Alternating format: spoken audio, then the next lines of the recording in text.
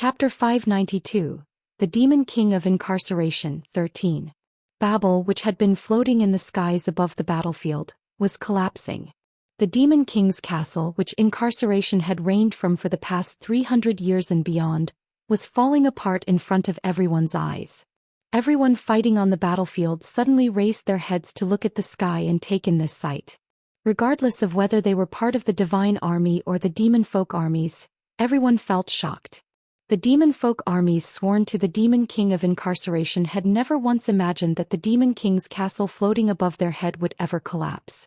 No matter how strong the foes who stood against the Demon King of Incarceration might be, the demon folk believed that their strength would be nothing when facing the Demon King.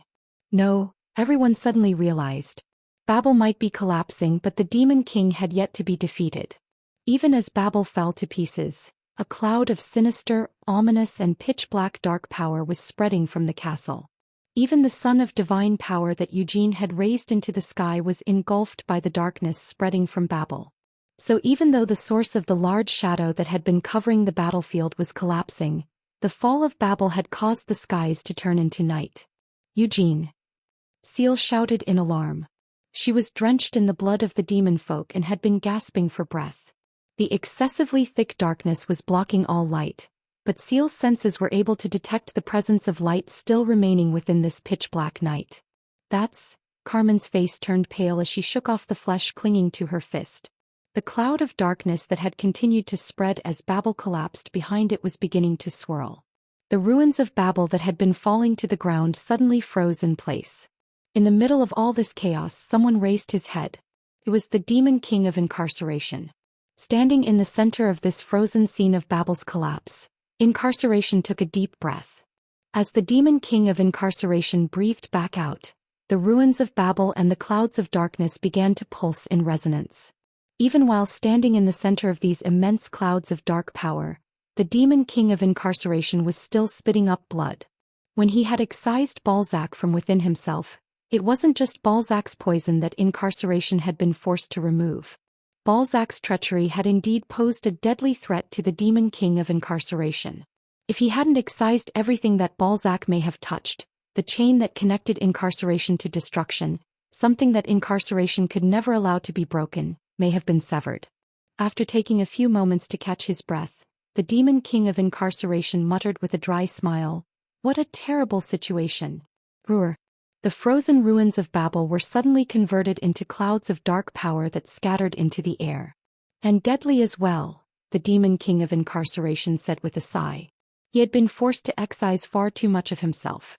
The Demon King of Incarceration chuckled as he coughed up blood once more. But the chain, it hadn't been broken. As such, Incarceration wasn't going to die.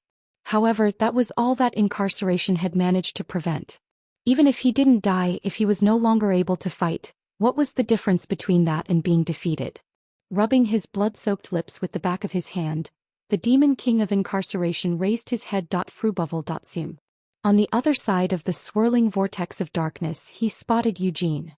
"It seems you've also suffered quite terribly," the Demon King observed. It was the price that the heroes had paid to be able to push the Demon King of Incarceration to this extent. For an opening blow, they had used the demon eye of fantasy as a catalyst to combine reality and dreams into a separate world. Then Eugene had overlaid multiple uses of ignition before summoning dozens of copies of Levantian and empty swords. The backlash from exerting such great power wouldn't have disappeared just because their actions had been performed in the dream world. The recoil of the power they had used within the dream world had still come looking for them after they had woken up from their dreams. Eugene silently looked around him, still holding his sword in his trembling hands. He looked at Molin, who was panting roughly, unable to catch his breath, and Sienna, who was chewing her bottom lip with a pale, tired look on her face.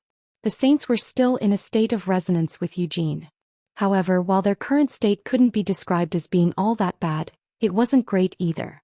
Moreover, the only reason Eugene had yet to collapse and was still able to remain standing was that the saints were bearing part of the backlash that Eugene had incurred and were continuously healing him. Now the demon eye of fantasy had closed. It wasn't completely broken, and Noir's soul also hadn't been destroyed, but there was no way for them to reopen the demon eye of fantasy in their current battle. "Can you still fight?" Eugene asked his comrades. Eugene wasn't in a great condition either. In fact, he felt like it wouldn't be strange if he collapsed at any moment. However, he could still put up a fight. The backlash from their battle in the dream world might have exhausted both his mind and body, but in the end what they had done hadn't actually taken place in reality, so Eugene still had access to his full reserves of divine power. The Demon King of Incarceration hasn't fallen yet, Molan simply grunted out in response. As Molan stretched his hand out, his axe that had been floating within this cloud of darkness flew into his hand. This axe that Molan had been swinging all his life was so worn out that it looked like the handle might snap at any moment, and its blade was also cracked here and there. However, it still wasn't broken yet. Molan grinned as he gripped his axe with both hands and said, "I can feel it, Hamel." The darkness around them was still stirring. Molan's eyes pierced through the thick veil of darkness as he stared at the Demon King of Incarceration and said, "The Demon King of Incarceration seemed so far beyond us, but now? I feel like we might be able to defeat him." "There's no might about it," Eugene responded as the sounds rising from the battlefield below came to a stop. Everyone was too busy looking up at the sky to fight.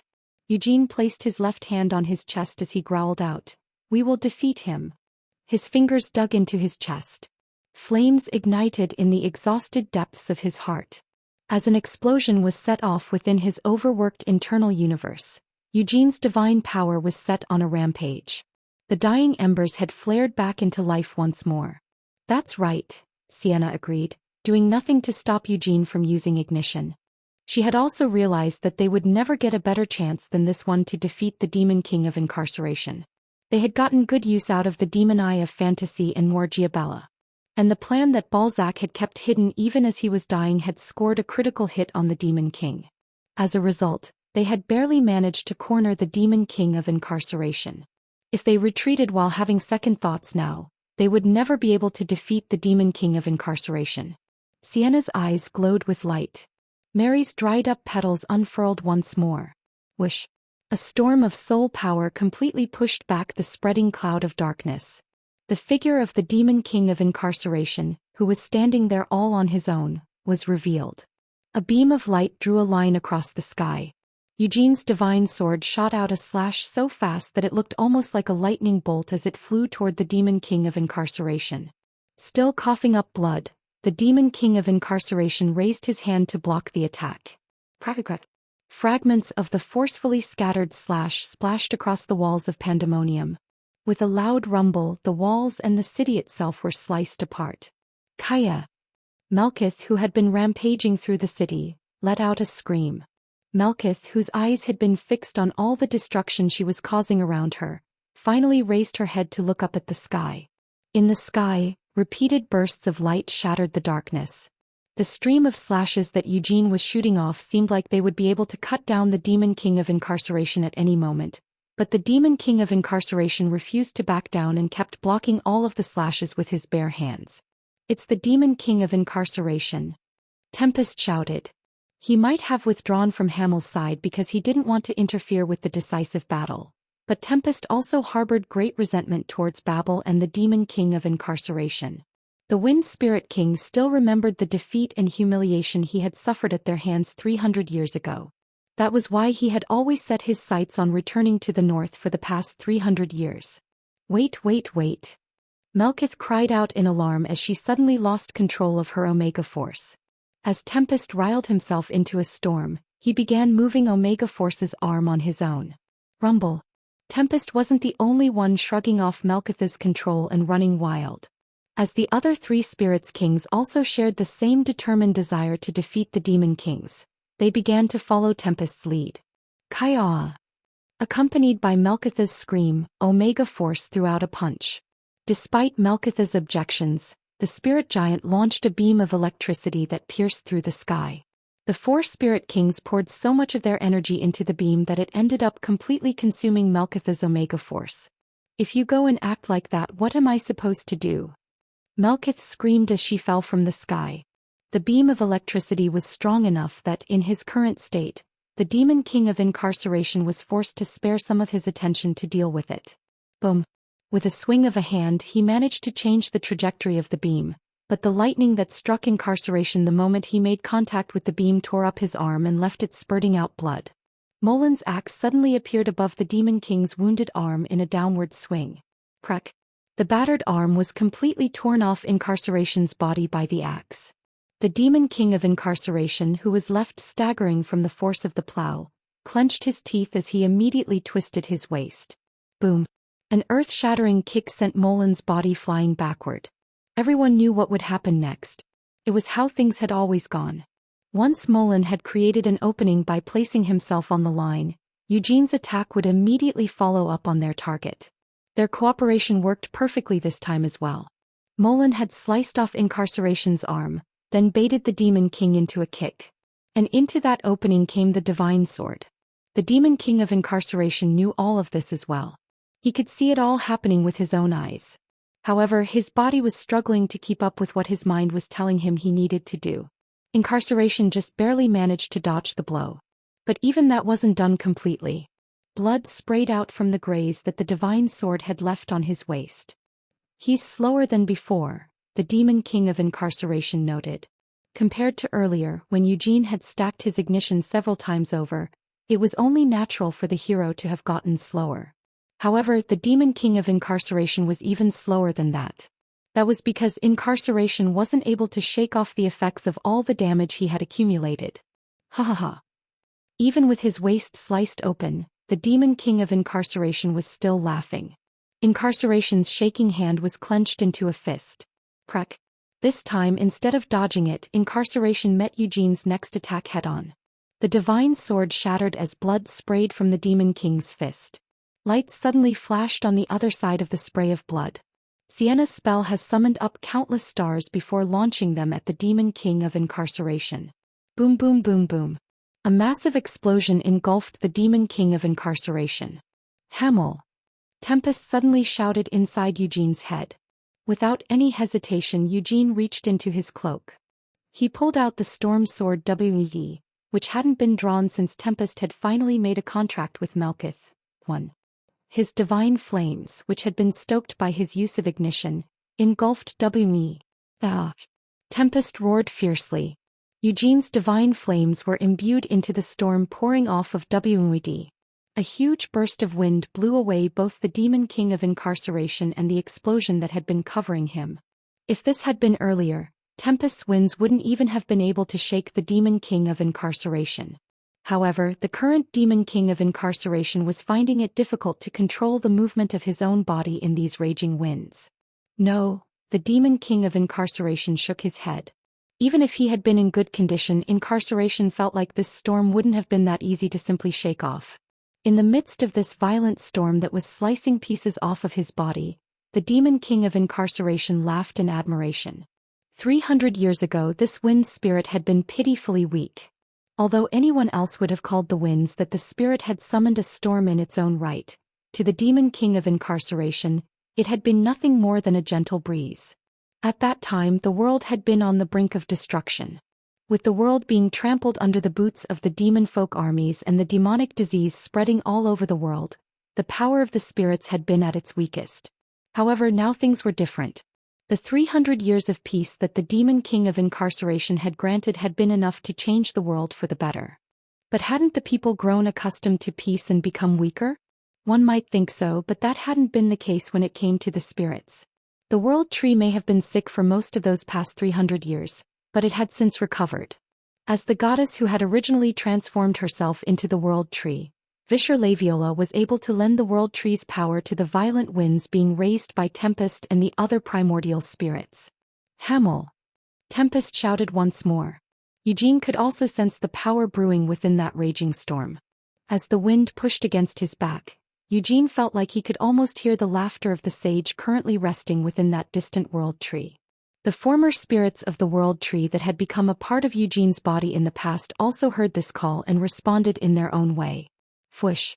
Thanks to this, the divine flames that had already been stoked by Eugene's use of ignition began to burn even more fiercely. It wasn't just the spirits that had grown in power. Levantian, which had become one with Eugene, also began to glow with an even stronger light. On the other side of the world tree, beneath that far-off sea, a figure of light suddenly formed. The flickering light solidified into the appearance of a giant man stretching out his hand toward Eugene. Eugene's eyes seemed to have transcended time and space when he took in this sight. The giant of light parted its lips and said, Ogoroth. As the figure brought its hands together, its excess light was transformed into a giant sword. The light, no, the god of giants whispered as he slowly extended the sword to Eugene. Take this sword. The divine sword that Eugene had been holding evaporated, as a huge sword that only a giant could have comfortably wielded suddenly appeared in his hand. Without feeling any apprehension or surprise, Eugene tightened his grip on the sword.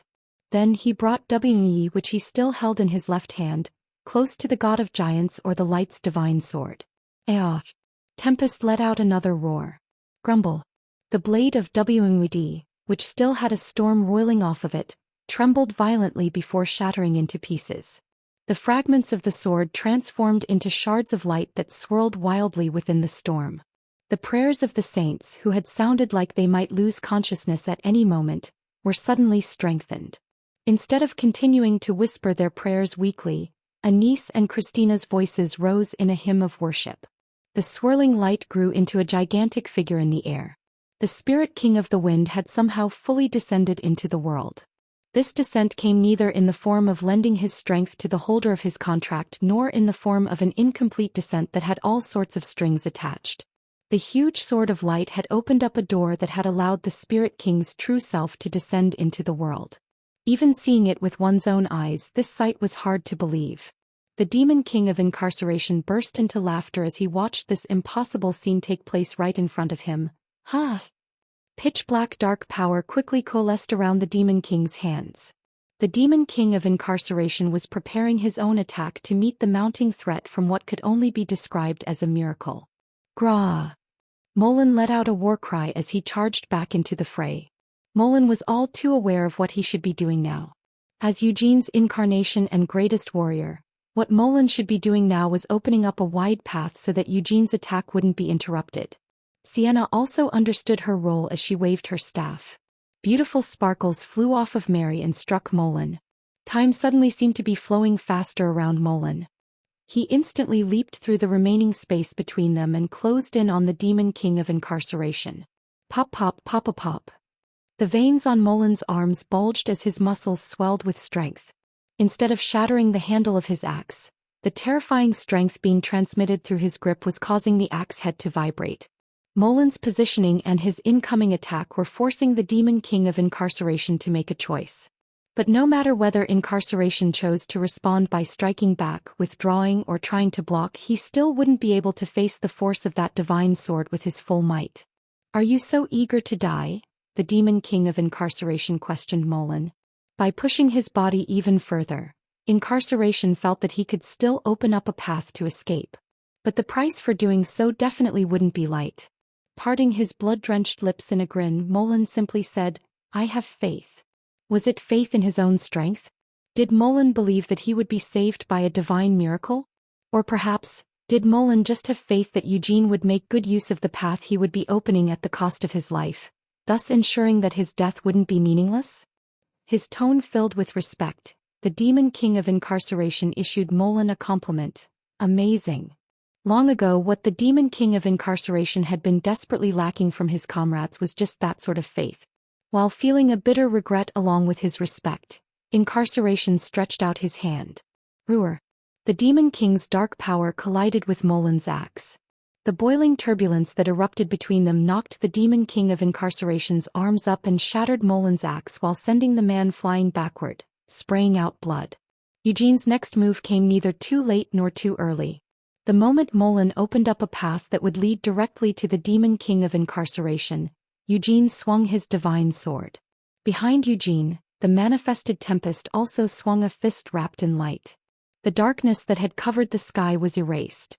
Not a single speck of darkness or gloom remained in the sky. The brilliantly shining sky was then split apart by the force of Eugene's slash. Immediately afterward, the storm raised by Tempest's fist blew away everything, even the split in the sky. In the midst of this violent storm, the demon king of incarceration was left unable to resist and could only erupt with even more blood. Then the demon king finally fell. As he crashed into the earth, pandemonium was left shaking. 1. This is the first time it is explicitly stated that Tempest formed a contract with Melkith. Chapter 593. The Demon King of Incarceration 14. Bonus image. The Demon King of Incarceration tried to stand up but couldn't get to his feet. His legs lost their strength mid-attempt, causing him to collapse back onto the ground. His vision kept shaking from side to side and even his sense of balance seemed off. Was his brain damaged? Or perhaps it was a different organ. He seemed to have retained his rationality, but... It's difficult, the Demon King sighed. He couldn't even voice the thoughts going through his head. The Demon King of Incarceration decided to just lie down on the ground for a few more moments to catch his breath. But why wasn't he able to catch his breath?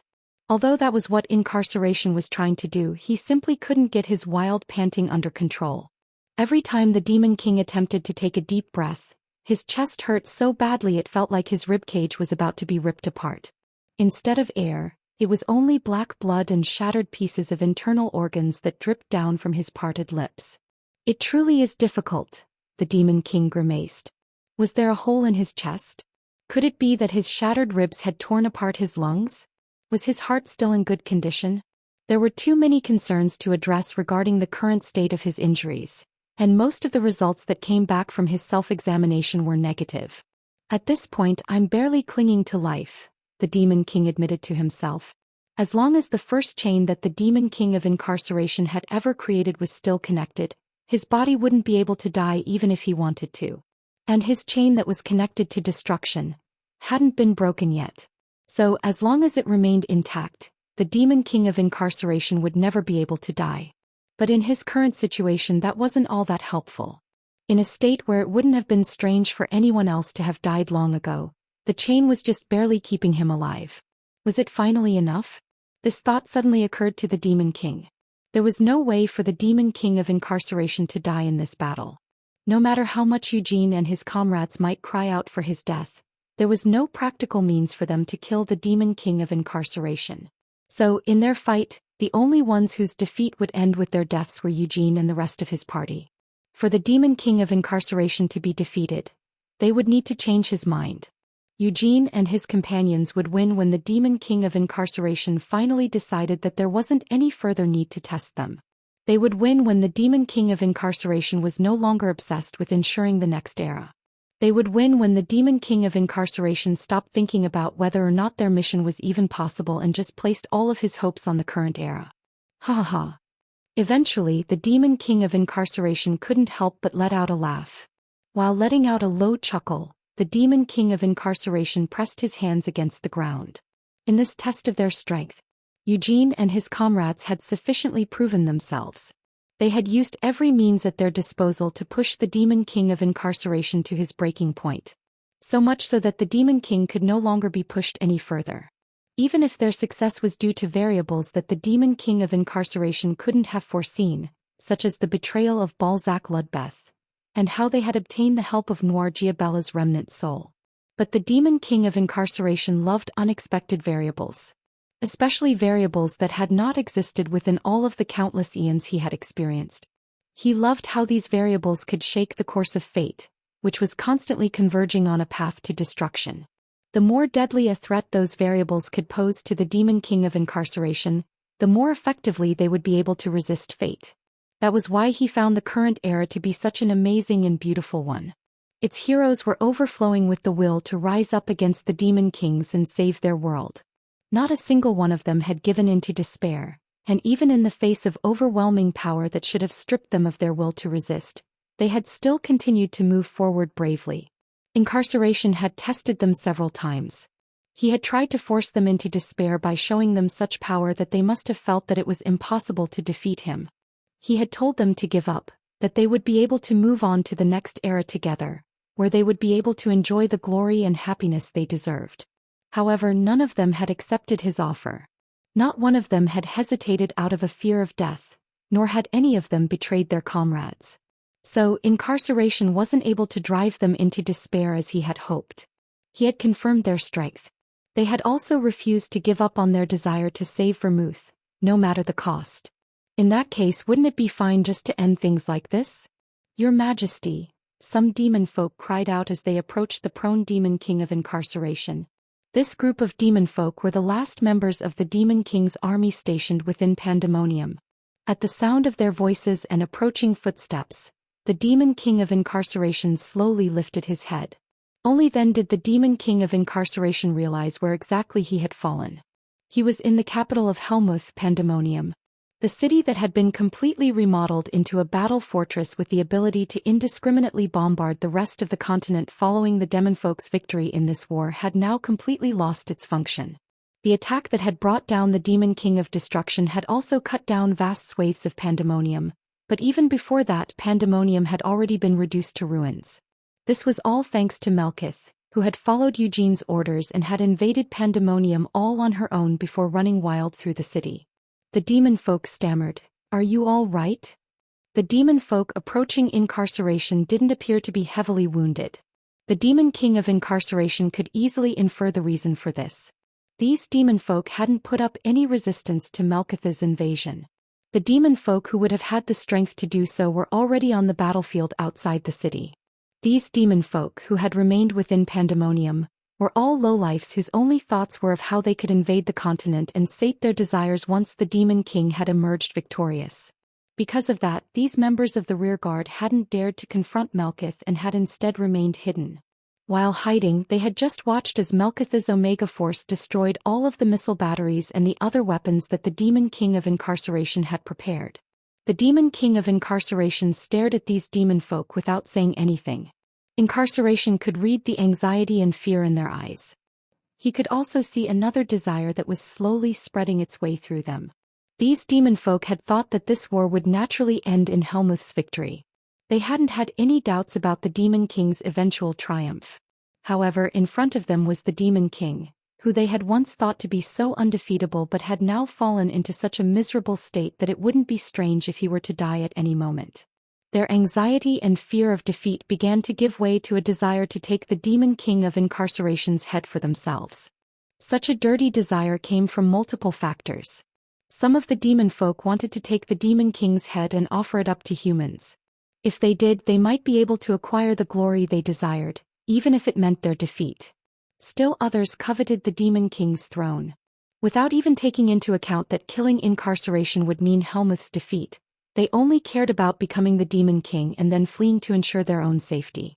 The Demon King of Incarceration laughed, not feeling even the slightest disappointment when faced with such selfish greed.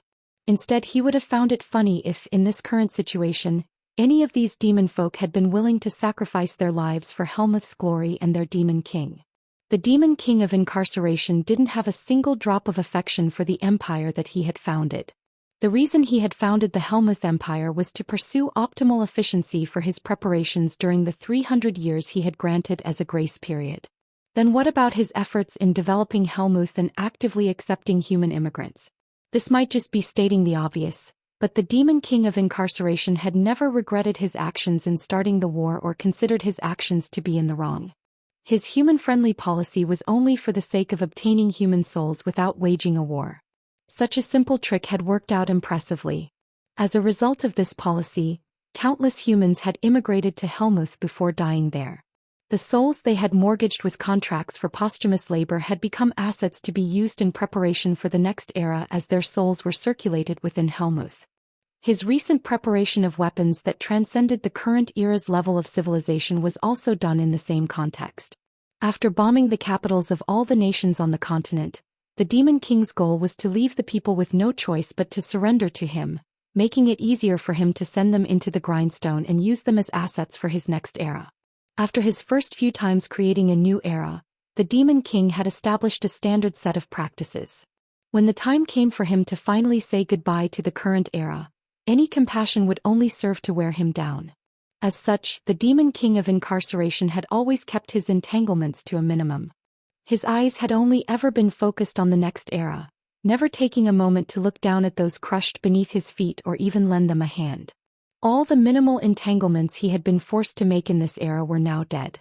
To the Demon King of Incarceration, the Demon King's army that he had mobilized to fight in this war held no value, either as his subjects or as subordinates.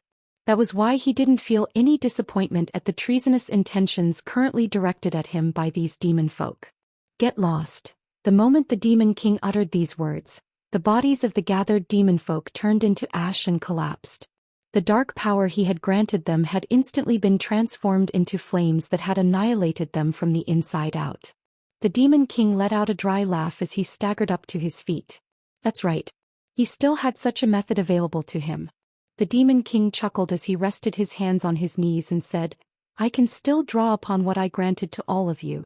He had already withdrawn all of the dark power that had previously been spread throughout Helmuth.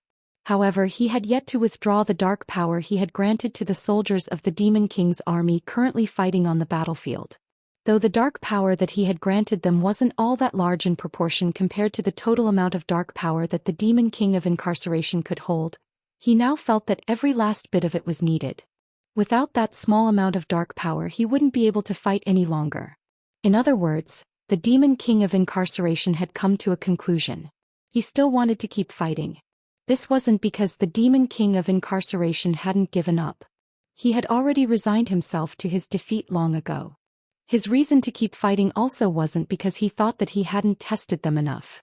After having undergone such a decline in his fighting strength, any further testing was meaningless.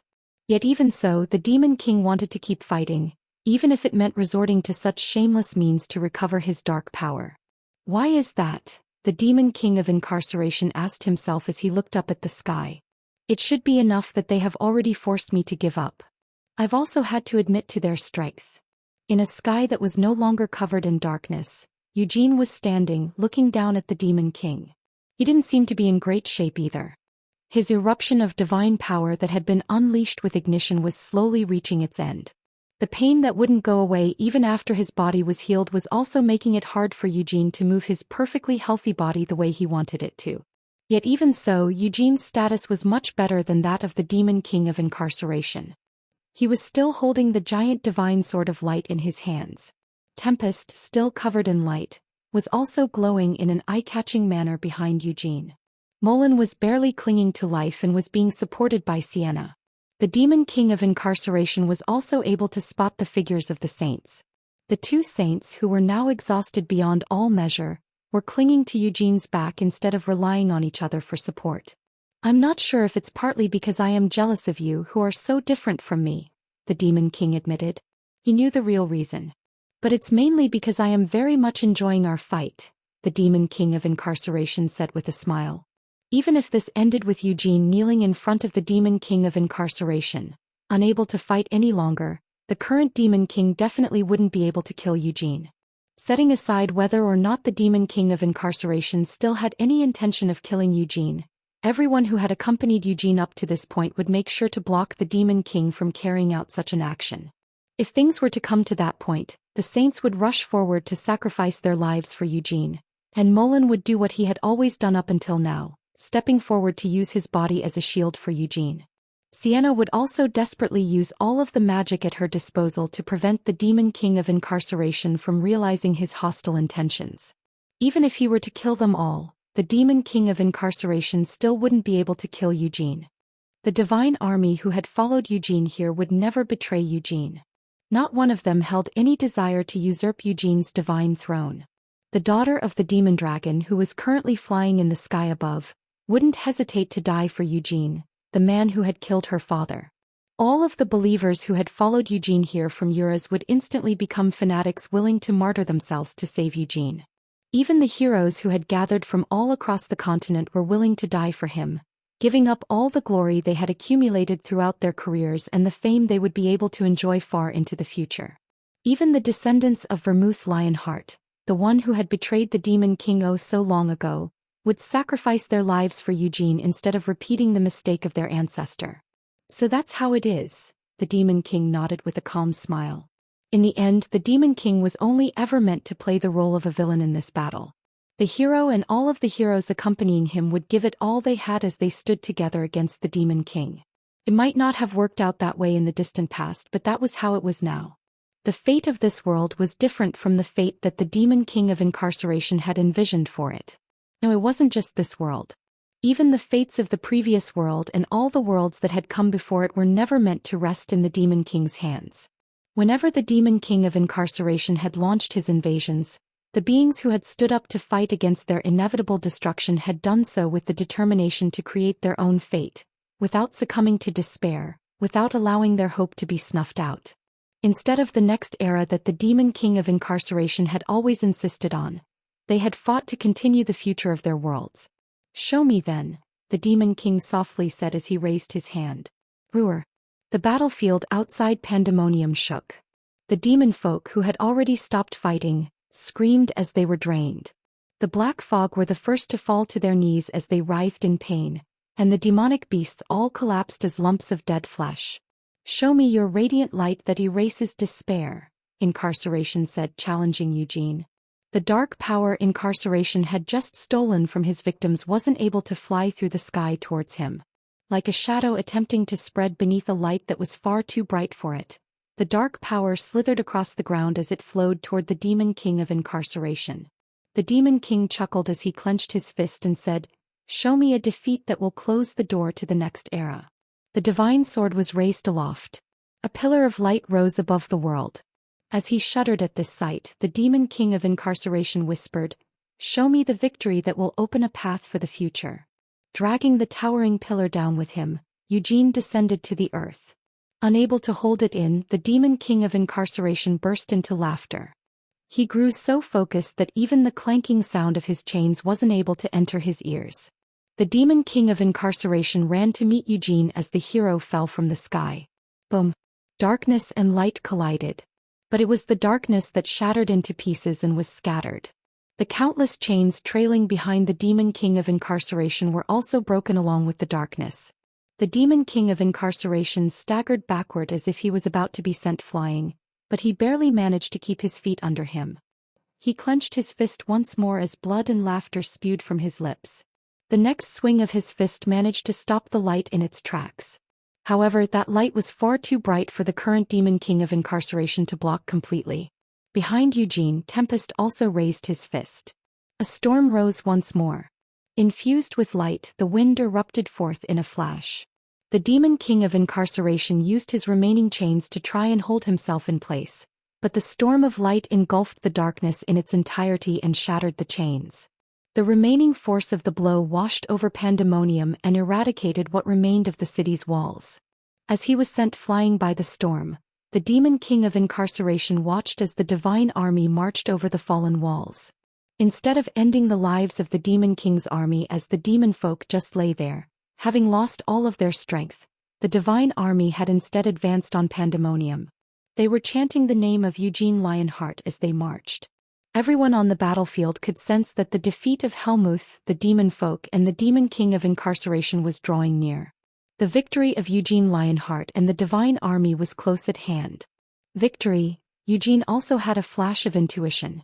Eugene no longer had any remaining doubts about his divine domain. He listened to the prayers of his believers as well as how his name was resounding throughout the battlefield.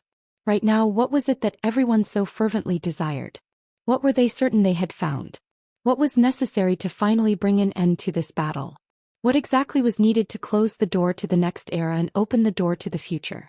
The Demon King of Incarceration had already said what this was. And Eugene was also sure of the answer to these questions. Agaroth. The light whispered from its cave beneath that distant sea. The divine sword of light Eugene held in his hands shone with a radiant light. Hamel. His comrades' voices called out. Eugene Lionheart. Everyone else called the name that he was currently known by. All of the different names that belonged to Eugene were combined into one. Fush. Levantian, which had fused with Eugene's heart, possessed an all-encompassing divinity. As Eugene held the divine sword with both hands, the sword burst into flames. The light of the sword had been converted into a fiery blaze. The roaring flames tore apart what remained of the Demon King of Incarceration's clouds of darkness. The Demon King of Incarceration held up his hands to try and push back these flames, but his darkness was no longer able to cast any shadows, and his chains could not bind these flames. In the midst of the flames, the Demon King of Incarceration silently lowered his fists. After lifting his head to look up at the sky one last time, he shook his head with a long sigh. "To think that you would be the god of victory," the Demon King of Incarceration muttered with a chuckle. "It truly suits you." Chapter 594. The Demon King of Incarceration 15. The Demon King of Incarceration fell to his knees. However, Eugene didn't rashly approach the fallen Demon King. He had already caused Incarceration to fall to his knees several times throughout their fight. There had also been several times when the Demon King had been knocked down and seemed unable to get up. But every time the Demon King of Incarceration had still gotten back to his feet. Even when he had been struck with attacks that should have left him close to death. No, that should have taken his life outright. This greater Demon King, who bore the curse of immortality, would always get back up once more to block Eugene's path forward. Please, Eugene thought to himself as he glared at the Demon King of Incarceration, forcefully suppressing the urge to pant for breath. Please don't get up. This wish was filled with all of the sincerity that Eugene could muster. Such a strong desire was because Eugene, just like the Demon King, had been pushed far beyond his limits. His whole body was groaning in protest, his vision was swimming, and his head felt clouded, so it would be challenging for the hero to keep fighting any longer. Of course, Eugene wouldn't set his sword down just because he thought it would be a challenge. He might be sincerely wishing for the opposite outcome, but if the Demon King of Incarceration did get up one more time, if he raised those shaking fists that he couldn't even hold steady and started walking towards them, then Eugene would naturally step forward to meet the Demon King and be ready to swing his sword once more. Ha! A long sigh escaped the Demon King of Incarceration's lips as he continued to kneel on the ground. Eugene bit his lip to keep focused as he took a cautious step forward. Fwish! The flames of his divine sword, which had been infused with his godhood of victory, flared up once more. You can lower your sword, the Demon King of Incarceration said, raising his voice so that everyone could hear him. Startled by these words, Eugene froze in place. On the other side of the collapsed city walls, the divine army had come to a halt as they chanted the name of Eugene Lionheart. After shooting a glance at his divine army, Eugene spoke to the Demon King. What happened to all of your subordinates? My subordinates? Ha! The Demon King of Incarceration chuckled for a few moments before shifting his posture so that he was now sitting down on the ground with his legs in front of him. With his arms resting on his raised knees, Incarceration stared at Eugene as he said, their loyalty to me was born out of fear rather than trust, and their obedience was trained into them by keeping them ignorant and incompetent. From the moment Babel collapsed and my defeat became certain, I was no longer their master. Though I never even considered them worthy subordinates in the first place. Eugene listened in silence. Of course, not everyone is like that. Among all of the demon folk gathered here, there are a few who are sincerely loyal to me and would have willingly sacrificed their lives for me. However, I still don't have any feelings toward them, the Demon King of Incarceration admitted with a dry laugh. The only exception to this was Gavid Lindman, but that man was already dead. The Demon King of Incarceration didn't spare any thought as to whether his army would be destroyed now that they had been defeated. That is why I took it back from them, the Demon King of Incarceration explained. What exactly did you take from them? Eugene asked with a frown. The dark power that I had granted them, as well as their dark power. I decided that I needed it more than they did in order to keep fighting, the Demon King explained. In response, Eugene didn't say anything and just glared at the Demon King of Incarceration. Incarceration sighed, however, it has still turned out like this. Despite making such an unsightly choice and giving it one final struggle in the end, our battle has ended with me on my knees. At least you're not dead, Eugene quickly retorted. The Demon King of Incarceration smiled brightly at this quick response and continued speaking. I don't want to repeat the same things over and over again, Eugene Lionheart. With this body of mine, I am not able to die even if I wanted to. For me to die, it will be when I can no longer suppress the madness that I have buried deep within me and I lose everything to it. Or perhaps, if there comes a time when I get the chance to trade my own life for the Demon King of Destruction's death. Until then, I am bound to this body like a ghost possessing a corpse. As he was saying this, the Demon King of Incarceration placed a hand on his chest. Clinkly clink. A tarnished, blackened chain emerged from his blood-stained chest. This chain was so aged that none of the chains that the Demon King of Incarceration had revealed thus far could even seem to rival it. It was the oldest of all his chains. The very first chain that he had created and the one that had given him his title as the Demon King of Incarceration. Sensing this, Eugene swallowed a nervous gulp. This chain is connected to the Demon King of Destruction. As long as this chain doesn't break, I won't be able to die. That said, even if I were to die somehow, that doesn't mean the Demon King of Destruction would die with me, the Demon King of Incarceration noted with a wry smile. Eugene processed this silently. However, through this chain I can get close to the very heart of the Demon King of Destruction.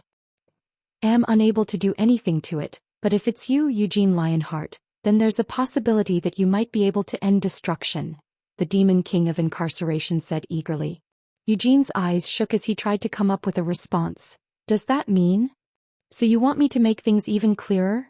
The Demon King of Incarceration chuckled as he retracted the chain back into his chest. This battle has ended in my defeat.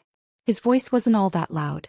However, the Demon King's declaration still managed to overwhelm all of the surrounding noise, including the chanting of the divine army, and echoed throughout the battlefield. Helmuth has been defeated in this war, the Demon King of Incarceration announced once more.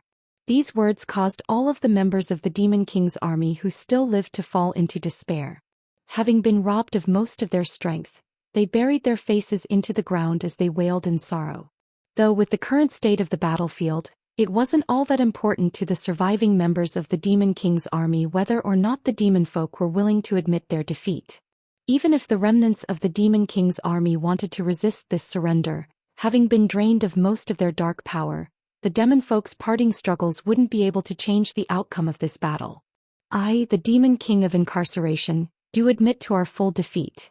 With a body that cannot die even if I wanted to, I cannot offer you my neck just yet. But someday, Eugene Lionheart, when you finally achieve your goal, I will gladly offer you my neck and open the door to the future with my blood, the Demon King of Incarceration promised. Unable to say anything to this, Eugene just stared at the Demon King of Incarceration. He had yet to be hit by the joy of their victory. All of this still felt unreal. The Demon King wasn't done yet and continued.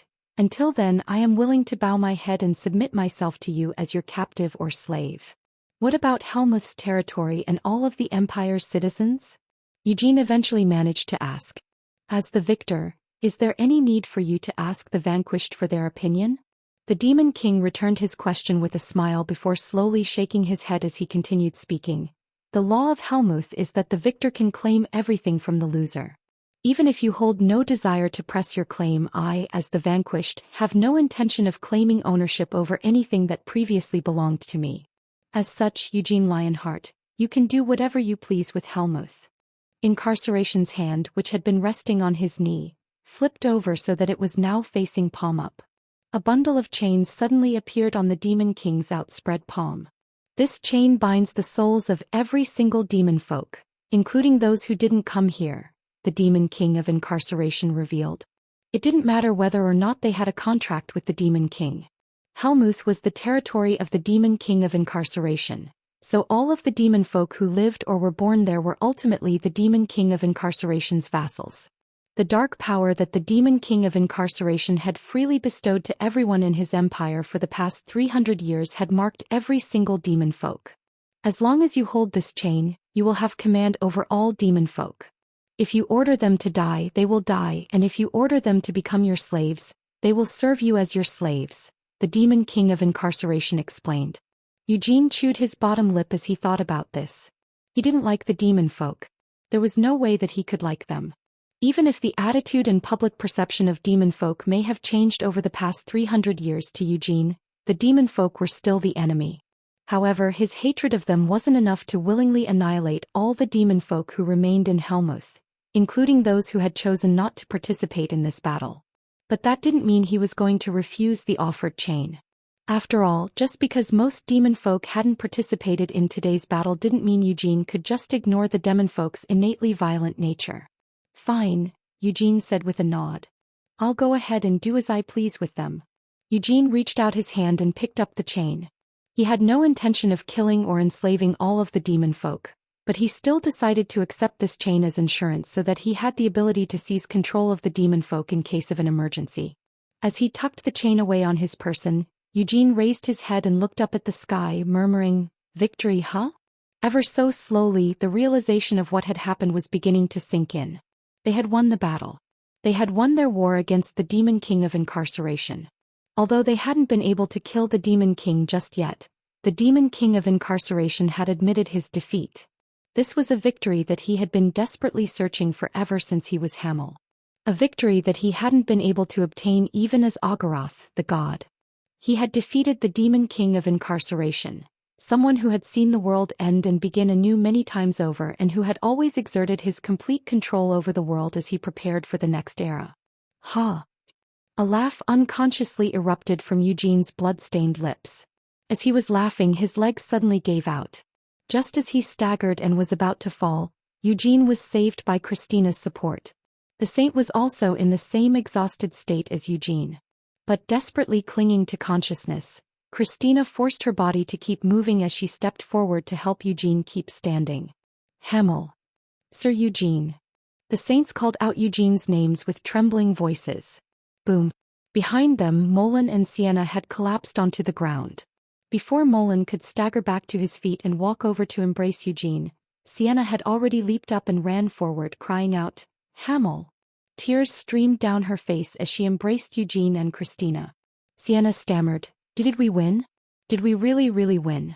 Sienna had also felt the same desperate desire for a victory over the demon king of incarceration. Ever since Hamel's death, just how long had she been waiting for this moment? Molen, who had belatedly caught up with Sienna, approached them with his arms spread wide. "Ah! Ha! Ha ha!" Molen's voice was hoarse from all the roaring he had done during their battle, but his laughter reached even louder heights as he embraced everyone. As their victory was made clear, the realization was also slowly spearing through the divine army. Here and there Lionheart standards were being raised into the air. Led by Gilead, the general staff rushed over the destroyed city walls and came running towards Eugene. Melkith, who had been hiding in the rubble of the city, raised her head from where she had been crouching down and leaped out of her hiding spot. She raised her head high and waved her arms vigorously as she tried to lead a cheer. "Hip hip hooray! Hip hip hooray! Hip hip hooray!" Still in his descended form as a giant made of light fused with storm winds, Tempest trembled in joy as he uttered, "Finally! We finally did it!" They had finally fulfilled the goal of their northern expedition, which Tempest had been waiting for so long. Tempest had even personally struck a blow against the demon king of incarceration. Eugene lowered his trembling hands. The flames of the divine sword dissipated away into nothingness. He listened as his name was chanted from all directions. This was their victory. Eugene closed his eyes for a few moments. He knew the truth. Their victory in this war didn't mean that everything was over. They still had the demon king of destruction left to deal with. They still had to save Vermouth. After getting enough rest and making preparations, they would soon be marching to Revesta. Holding on to the chain of the demon king of incarceration, they would stand in front of the demon king of destruction. There they would meet Vermouth, who was sitting on top of the wound left by Agaroth as he held back destruction. The demon king of incarceration watched all of this take place as he remained seated on the ground. In his opinion, it couldn't be helped that Eugene didn't seem able to find joy in his victory. Incarceration still felt that Eugene was being too greedy in wanting to save Vermouth while also slaying the demon king of destruction. He felt that it was obvious that slaying destruction would also result in Vermouth's death. However, strangely enough, such an ambitious desire no longer felt like they were chasing a vain hope. Just a few hours earlier, incarceration would have believed that it was completely impossible, so why had that changed? Had his opinion changed after suffering such a complete defeat that had rendered all his struggles meaningless? Or perhaps had he been influenced by the unreasonable and stubborn ideals that Eugene and the others had voiced? In the end, had he been wholly convinced by the unwavering trust that they had shown in each other, their lack of betrayal even at the very last moment, and the hopes they shared for the future? Perhaps, just perhaps, they might really be able to make his wish come true. They might just be able to finally slay the demon king of destruction who had destroyed the world so many times over. They might be able to do what the demon king of incarceration had never been able to manage. Where incarceration had only found failure and had been forced to compromise, they might be able to find success. "Is that how it is?" the demon king of incarceration chuckled as he shook his head. "The whole lot of you are certainly surprising and impressive." As the cheers of victory began to spread across the battlefield, the demon king of incarceration parted his lips to say something. Incarceration's voice was being kept from reaching the divine army, making it so that only Eugene and his comrades, standing right in front of the Demon King, could hear him. The Demon King of Incarceration confessed, "I had always thought that my will could never be allowed to be shaken by anything or anyone. The countless eternities I have lived through have spanned far too great a length of time, and during those eternities, I made sure to seal away all of the various figures who had the potential to cause my will to waver and endanger my sanity.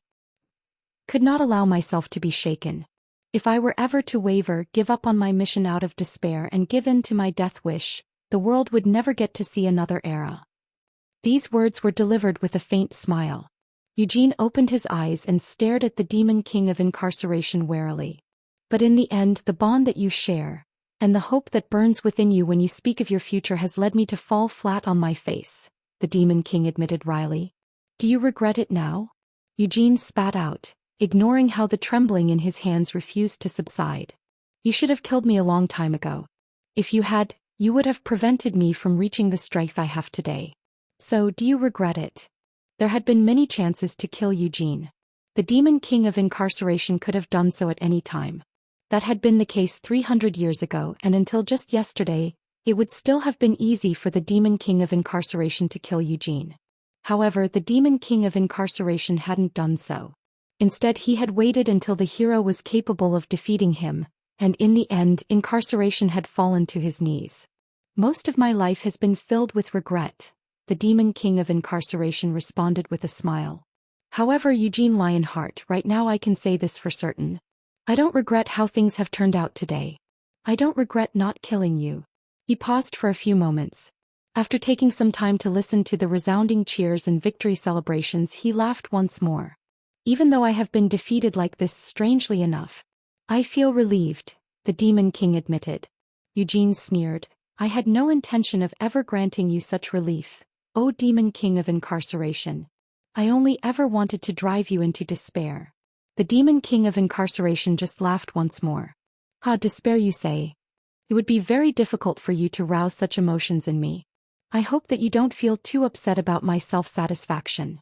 Eugene was distraught by these words. His distress came about because he hadn't defeated the Demon King of Incarceration just to hear him say such things. Even though the Demon King of Incarceration could sense Eugene's discomfort, he continued speaking, "In the end, this means that the prayers supporting you and the hopes you spoke of were stronger than my desire to restart the process with the next era. Although I still feel reluctant to think that I can't save all these valuable variables to better prepare for the next era. If a next era is no longer required, it means there will be no need for such reluctance." "You son of a bitch," Eugene cursed. The Demon King of Incarceration shook his head and said, "This world has diverged greatly from the fate I have so often seen repeating itself. Although I don't know for sure whether these differences will be enough to change the established ending, I am beginning to lean towards the hopes and dreams for the future that you so desire. I know that you have a lot of history and your own circumstances," Eugene said with a furrowed brow. "But even so, I don't have any desire to sympathize with you. As far as I am concerned, you're just a demon king who has repeatedly destroyed the world alongside destruction over and over again. Even if you did restart the world from the beginning every time, I won't feel any gratitude towards you for doing so." Incarceration just shrugged and said, "Instead of your gratitude, I actually prefer your unchanging hatred towards me. Because if it weren't for that hatred, you wouldn't have gotten to where you are today. It really pisses me off that I can't kill you right now so that you won't be able to keep flapping your lips like this." Eugene growled through gritted teeth as he turned away. He didn't want to speak to the Demon King of Incarceration any longer. However, even as Eugene turned away from him, the Demon King of Incarceration whispered with a smile, "I hope that you can muster up the same level of hatred for the Demon King of Destruction." Eugene silently clenched his fists. "Eugene Lionheart," the Demon King of Incarceration said before his gaze shifted to the side. "Sienna Meridian. Moulin Roar. Anise Slywood, Christina Rogerus." After saying the names of those who had finally shown him defeat, the Demon King said in a sincere tone of voice, "I hope that all of your wishes come true. Instead of starting the next era, I hope that you can open up a true future for this era. May you destroy the Demon King of Destruction and save Vermouth." The cries coming from the victorious divine army were suddenly snuffed out. The chanting of Eugene Lionheart's name also ceased. Even the wailing coming from the defeated Demon King's army fell silent. All noise suddenly disappeared from the world. Molan, who was still embracing everyone, felt his hair stand on end. Sienna stopped sobbing with joy as her eyes widened in alarm. Anissa's expression, which had been pale with exhaustion, suddenly stiffened, and Christina, who had been holding on to her rosary with tears pouring from her eyes, felt her legs give out on her. Startled, Eugene raised his gaze.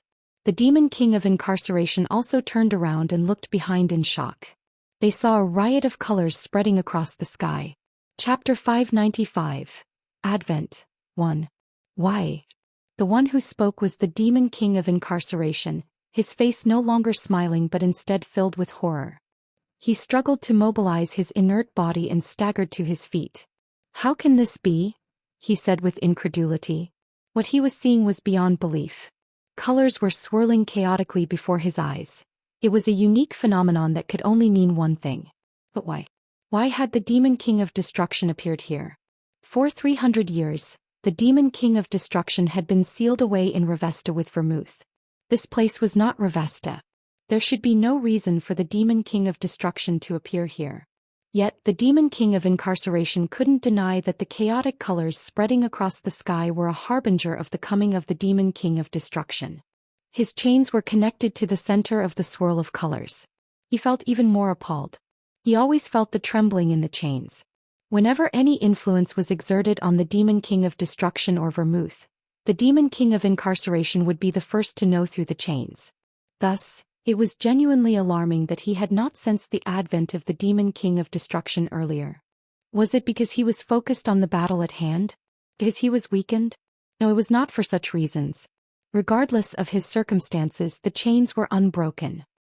He descended here before I could even feel the tremors, the Demon King of Incarceration thought.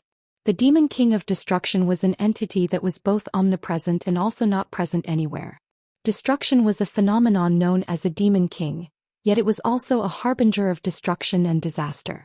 Without the seal, it could appear anywhere at any time. Has the seal been broken? The Demon King of Incarceration wondered in alarm. This thought caused the Demon King of Incarceration to panic even more. There should have been some leeway left in the seal. At the very least, it should have held strong for a few more months. But now, suddenly and without any signs, the seal was broken. Wait, signs? The Demon King of Incarceration bit his lip. If the seal was purely his own doing, he wouldn't have been forced into such an unexpected and abrupt confrontation. Vermouth Lionheart, the Demon King of Incarceration thought with a sigh, no longer panicking. Seated on the throne that was bound by chains was Vermouth.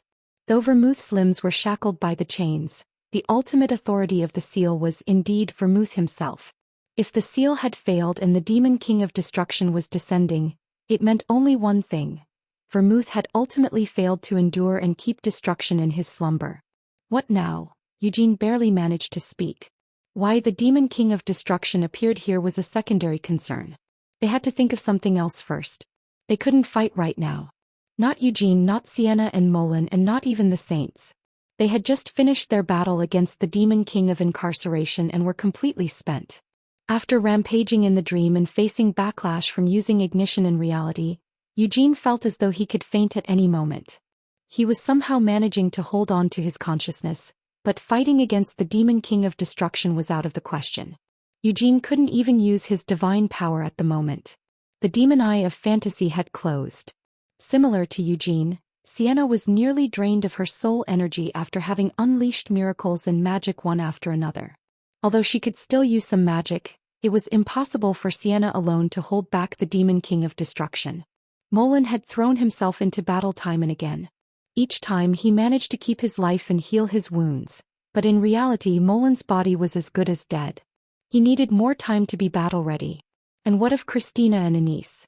In truth, the Saints were in the worst condition among their comrades. Throughout the fierce battle, they had poured out divine miracles to keep their allies alive, simultaneously bearing the tremendous burden of backlash along with Eugene from his reckless fighting style. We cannot fight. Eugene reached this conclusion in an instant. Fighting the Demon King of Destruction now was impossible. Even attempting it would end in their demise within mere seconds. All troops follow me. Memories of a distant past surfaced in Eugene's mind. Memories not of Eugene but that of Ogoroth. When destruction had suddenly descended, Ogoroth had commanded the divine army to march. He ordered them to death, and Ogoroth himself had prepared to meet his end. But should he do the same now? Would that even mean anything? Even if he sent all of the divine army forward, they couldn't stop the demon king of destruction. The general staff was strong, but their power was futile before destruction. Eugene's eyes trembled. Even in his wildest dreams, he had not imagined encountering the demon king of destruction today, and he was utterly bewildered by this dreadful and desperate encounter. A deep darkness pooled at the center of the intertwining colors, spreading out ever larger. That darkness, emanating from the center, felt more ominous and malevolent than anything else in the world. Oof! The very air quivered and the ground undulated. Mana was sucked in and became part of the chaotic colors. The world screamed. The darkness spread increasingly wider at an alarming pace amid the chaotic colors. The sight was incomprehensible to the eye, and looking at it directly contaminated one's mind with madness. The divine army could sing no longer. Stricken with terror and shock, most had already collapsed, clutching their heads or screaming. Even the general staff, led by the Lionhearts, were frozen in place and unable to move.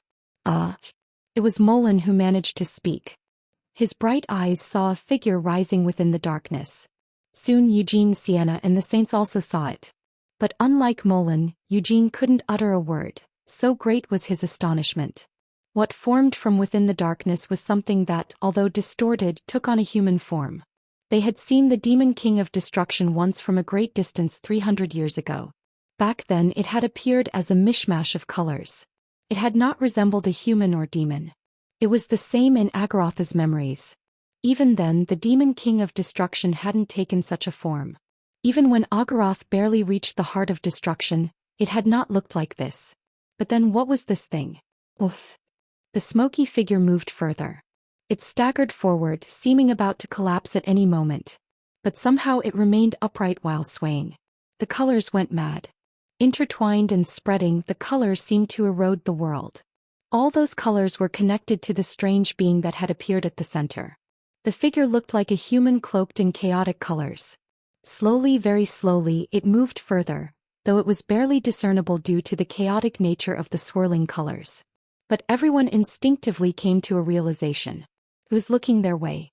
It was pointing a finger toward them. He knew, but Eugene couldn't move. Was it because of the recoil from the fight? No, it wasn't that. While it was true that he was bruised and battered from the fight, Eugene couldn't move right now because his thoughts had frozen the moment he made eye contact with it. Hamel. It was Molan who moved first out of sheer instinct. Although he was in no condition to move quickly, his body seemed to respond on its own. The killing intent hung in the air as clear as day. He was sure something terrible would happen if he didn't move, and as always Molan did not hesitate. He was thankful that he was already holding his comrades. Molan's thick arms wrapped even tighter around Eugene, Sienna, and Christina. He gritted his teeth and swiftly turned around. Molan's broad back served as a sufficient shield to protect those he held. Boom! A loud sound of explosion ensued. Molan was flung into the air while holding his comrades. He vomited blood which was scattered in the air. Coming to his senses belatedly, Eugene looked up at Molan. His horribly twisted face and overturned eyes proved the pain he was enduring. Molan! Sienna screamed. Christina snapped out of her daze and instead of screaming, began praying while embracing Molan's back. Anise quickly added her miracles as well. Although Christina had reached out to his back, she could not feel any flesh or blood. What she felt instead on her fingertips was rough bone, and even that was gradually turning into ash. Molan! Eugene also screamed in utter shock. Whoosh! A flame he barely ignited enveloped them all. Sienna cast a spell to leap through space repeatedly. In this way they all gained distance from it. He's not dead yet, Eugene consoled himself. But even the resilient Molan was so critically struck that he hovered on the brink of death. Even in his unconscious state, Molan did not loosen his grip, forcing Eugene to pry his arms open to hold him. What is that? Sienna shouted after stopping her leaps, gasping for air. They had put what seemed like enough distance between them, but a chilling unease remained. The thing, wrapped in dizzying colors, slowly descended. The entity that had landed on the ground moved toward the demon king of incarceration standing before him. The Demon King of Incarceration said nothing and instead just stared at it. However, it didn't look back at the Demon King of Incarceration.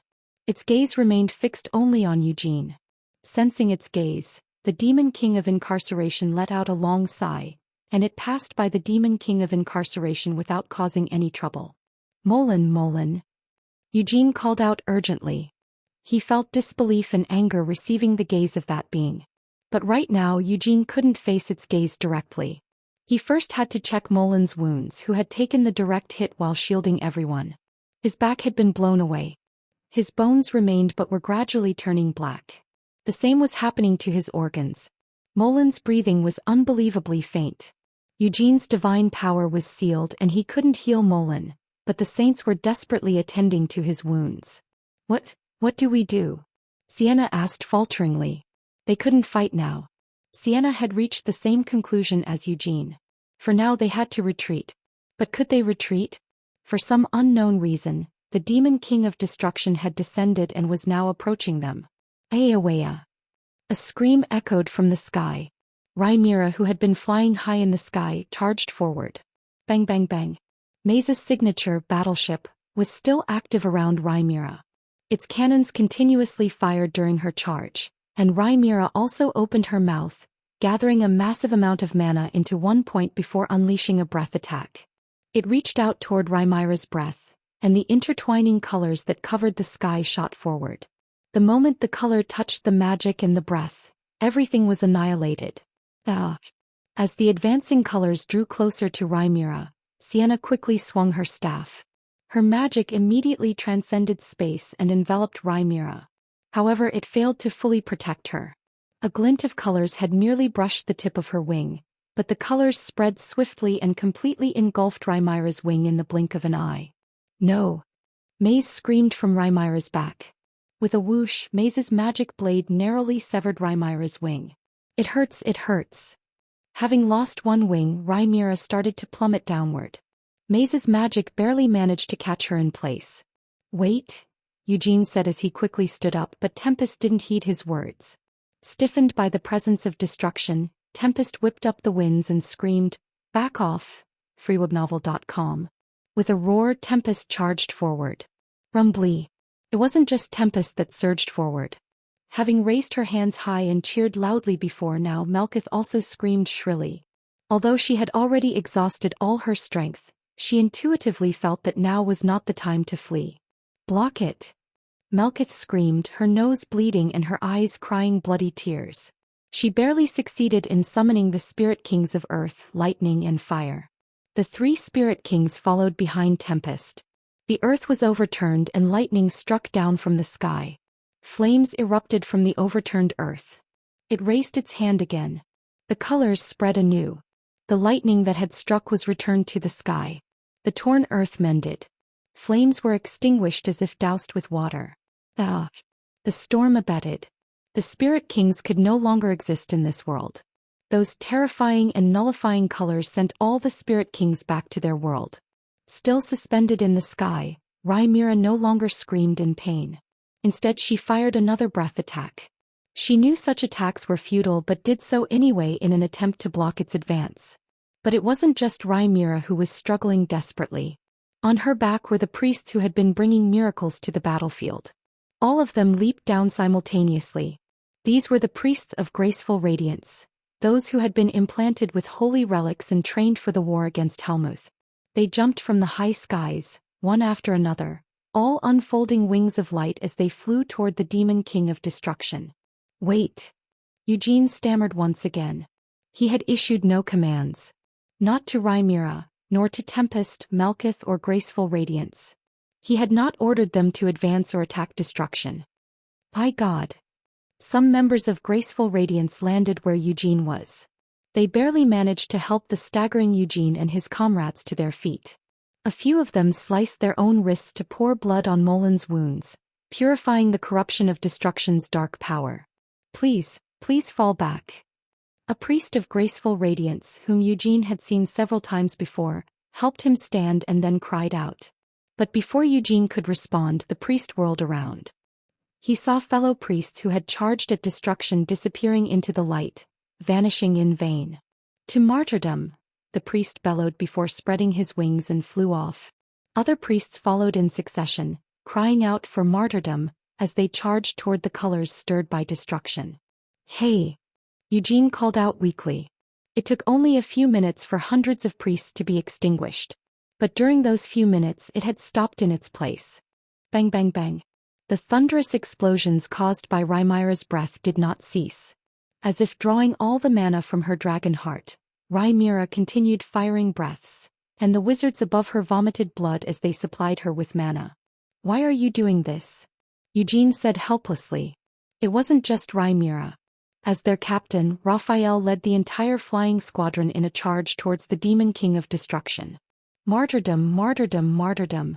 Raphael's cries of zeal echoed thunderously through the roars of Rhaenyra's breaths. The earth trembled. Eugene quickly turned his head to look back. He saw the fluttering banner of Lionheart. The entirety of the divine army had been singing a hymn of victory when destruction descended. They had stiffened in fear at first but now were charging toward it. The divine army charged, screaming without even maintaining proper formation. They knew that against it tactics or strategies were meaningless. Eugene could understand what they were thinking, what they were planning. The goal of the divine army was not to fight and defeat the Demon King of Destruction. Their objective was to hold off destruction long enough for Eugene and his comrades to escape. They had determined that this was the only way to victory in the current situation. Why? Eugene asked in despair. Eugene had not commanded such a thing. He had not yet ordered death to the divine army like Ogoroth. But they had decided to die of their own accord to save Eugene and momentarily stop destruction. Is that so? Within the rapidly spreading death, the Demon King of Incarceration let out a long sigh and shook his head. Then he said, "Everyone is drawn to you, Hamel." Like, the sound of chains echoed from the Demon King of Incarceration.